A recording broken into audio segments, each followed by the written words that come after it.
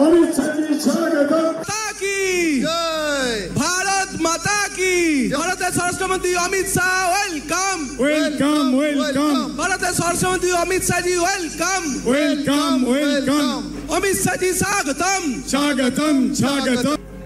সন্তোষ মিত্রের মর্মর মূর্তিতে শ্রদ্ধা নিবেদন করে ভারত সরকারের স্বরাষ্ট্রমন্ত্রী সম্মানীয় অমিত শাহ জি প্রবেশ করছেন।